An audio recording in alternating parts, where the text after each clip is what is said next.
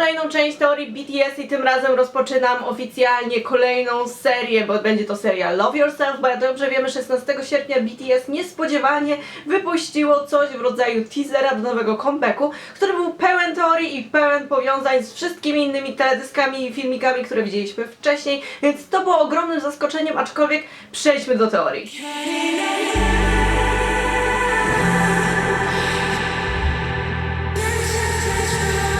Już dawno nie miałam okazji powiedzieć, że filmik rozpoczyna się cytatem, a ten filmik rozpoczyna się cytatem, tylko tym razem narratorem jest Jin i cały cytat jest po koreańsku, więc tak naprawdę nie mamy jeszcze pewności, czy pochodzi z jakiejś książki, czy może jednak nie.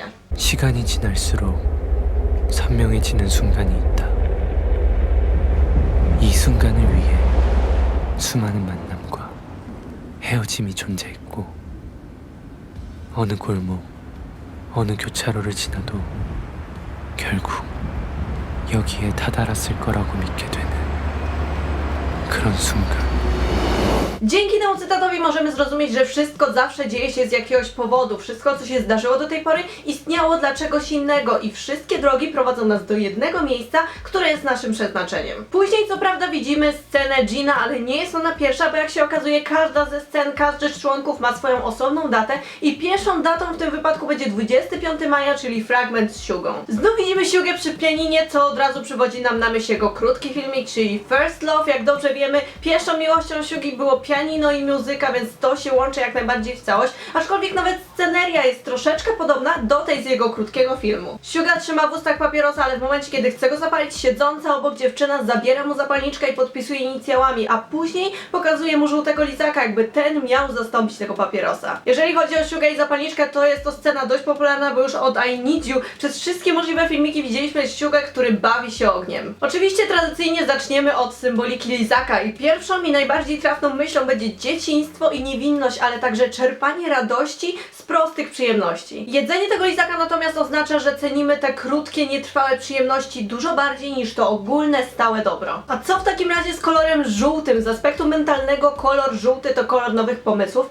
Pomaga nam znaleźć nowe sposoby na osiągnięcie celu, a także podejmować decyzje, mimo że czasem bywa to impulsywne. W takim wypadku żółty lizak z jednej strony będzie nam pomagał znaleźć nowe sposoby na rozwiązanie problemów, a z drugiej będzie ucieczką do dzieciństwa i niewinności. Kolor żółty pojawia się w tym filmiku bardzo często. Jak powszechnie wiadomo, kolor żółty i pomarańczowy reprezentują samobójstwo i świadomość samookaleczania się. Żółte wstążki natomiast są symbolem ofiar poległych w katastrofie promu Seoul w 2014 roku i należy pamiętać, jak popularna była teoria, że ta góra ubrań w Spring Day także symbolizowała te ofiary. Zgodnie z kolejnością następne sceny to Jimin i J-Hope, czyli 31 maja. J-Hope tańczy i to od razu przewodzi nam na myśl scenę z Danger, a Jimin siedzi na podłodze i tego nagrywa i to nagrywanie od razu kojarzy nam się z krótkim filmem Jimina, tylko z tą różnicą, że tam Jimin był nagrywany, a tutaj nagrywa. Ciekawe jest to, że znowu Jimin i J-Hope mają scenę razem i tym razem jako jedyni. Drzwi się otwierają, do środka wchodzi dziewczyna, która niesie tort, podaje ten tort do J-Hope'a i życzy mu wszystkiego najlepszego. Jimin nagrywa tę dziewczynę, ale w momencie, kiedy ona to zauważa, on przestaje to robić i pochyla głowę i tutaj oczywiście mamy kilka nawiązań. Po pierwsze mamy nawiązanie do teasera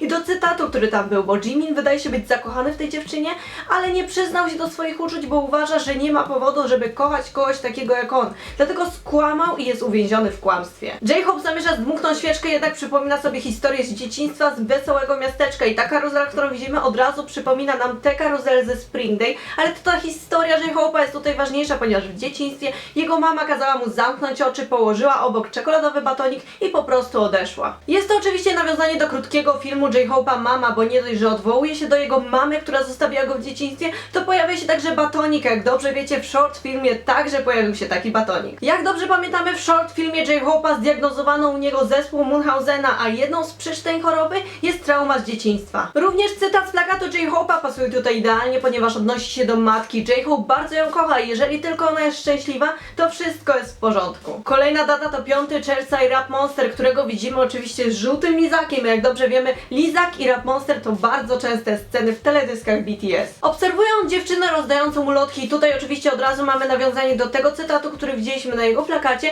czyli obserwują ją z daleka, ponieważ jeszcze nie nadszedł czas. Jednak Rap Monster jej pomaga w momencie, kiedy spadają jej ulotki, a jej mina świadczy o tym, że być może oni się jednak znają, a na pewno jest ona jego odbiciem. Stąd nawiązanie do Reflection, ponieważ Rap Monster także miał taką kiepską pracę na stacji benzynowej i także spadały mu rzeczy. Zgodnie z datami następny powinien być fragment Jungkooka, czyli 14 czerwca, aczkolwiek Big Hit opublikowało także notkę Jina z 13 czerwca 2022 roku, czyli dzień przed tym, co widzimy w scenie z Jungkookiem. Notka rozpoczyna się słowami, które już znamy z teaserów, czyli po powrocie z morza zostaliśmy całkiem sami. Oczywiście jest to nawiązanie do tego morza, które widzieliśmy już w prologu w Ranczy w I Need You i być może był to ostatni wspólny wypad BTS. Od tamtej pory każdy poszedł we własną stronę i z jakiegoś powodu nie mają ze sobą kontaktu. Jedyną rzeczą, którą można było zobaczyć lub usłyszeć, która była dowodem na dalsze istnienie BTS, było graffiti, stacja benzynowa i dźwięk pianina. V spojrzał na Jina, jakby usłyszał coś, w co nie chciał uwierzyć.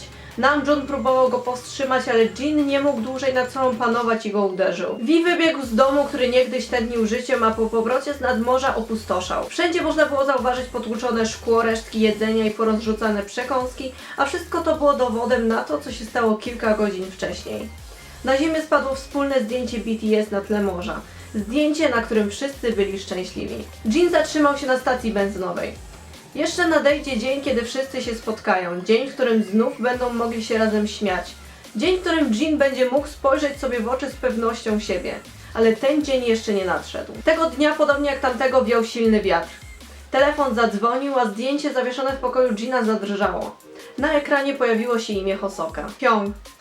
Jungkook miał wypadek samochodowy tamtej nocy. Sprawa wydaje się być oczywista, a sceny dobrze nam znane. Suga pokłócił się z Jungkookiem, co skończyło się wyjściem z dormu przez młodszego, który był załamany, błądził, na nic nie zwracał uwagi, wdał się w bójki i w końcu potrącił go samochód, czego efekty możemy zobaczyć w jego fragmencie Love Yourself. Jeżeli chodzi o Jina, coś ewidentnie się wydarzyło i skoro widzieliśmy go zawsze jako kierowcę, możemy przypuszczać, że być może to on potrącił Jungkooka i dlatego teraz nie może sobie wybaczyć, nie może spojrzeć sobie w oczy i chciałby być lepszym człowiekiem, a także chciałby wrócić nad to morze, gdzie po raz ostatni wszyscy byli razem. Dzień później, 14 czerwca, widzimy Jungkooka w szpitalu na wózku inwalidzkim. Nie mamy wątpliwości co do tego, że to był efekt tego wypadku, ale oprócz tego widzimy także ławkę, którą widzieliśmy także na teaserze Sugi, co oznacza, że Suga był w szpitalu po wypadku. Jungkook rozpędza się na wózku inwalidzkim. Chce biec, ale nie może, tak jak jest to powiedziane w cytacie, a drogę blokuje mu dziewczyna, z którą po chwili wymienia uścisk dłoni. Dziewczyna ma na sobie żółtą bluzę, co znowu jest odwołaniem do symboliki tego koloru i pomocy w podejmowaniu decyzji. Dlatego możemy uznać,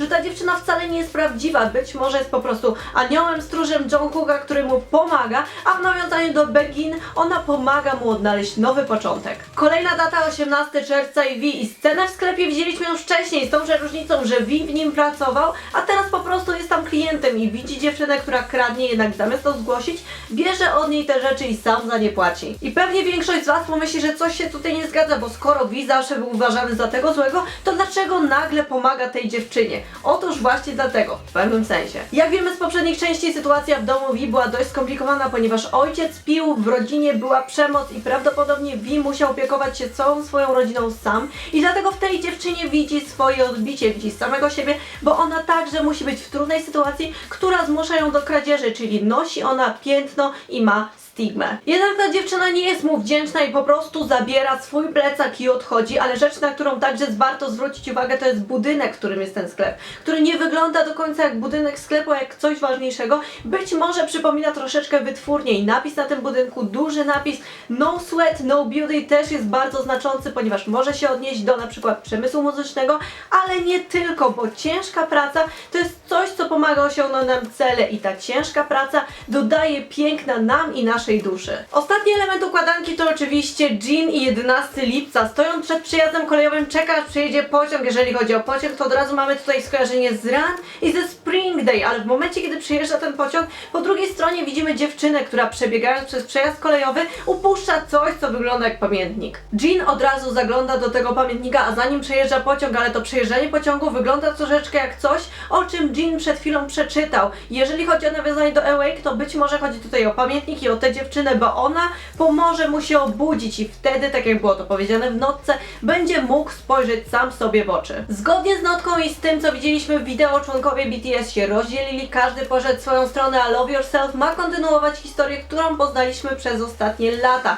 Natomiast BTS znowu będzie nam przekazywać to, co jest ważne, te problemy społeczeństwa, to jak przejść przez życie, czyli mówiąc krótko, znowu otworzą nam oczy na świat. I nawet jeżeli istnieje bardzo duża grupa fanów, którzy oskarżają Big Hit o nieogarnięcie, ogólny chaos, ja z tego miejsca się nie zgodzę. Nie mówię tego jako ARMY, mówię to jako zwykły, szary odbiorca, bo nie znam wytwórni bardziej ogarniętej niż Big Hit, gdzie nawet krzesło na korytarzu, kolor lizaka czy nawet kwiatek, każdy najmniejszy szczegół jest dopracowany w każdym calu, w każdym milimetrze do perfekcji. Teledyski i filmy BTS to niekończąca się układanka, która przedstawia nam świat z zupełnie innej strony, a do tego uczy i przedstawia nam naprawdę cenne książki i filmy, a do tego odsyła do filozofii, religii czy sztuki. To by było na tyle, jeżeli chodzi o tę pierwszą część tego highlight reel do Love Yourself, o ten początek. Mam nadzieję, że Wam się podobało, że troszeczkę Wam rozjaśniłam. Oczywiście piszcie swoje teorie, swoje opinie w komentarzach, bo to naprawdę pomaga w tworzeniu kolejnych części i do zobaczenia w następnym filmiku.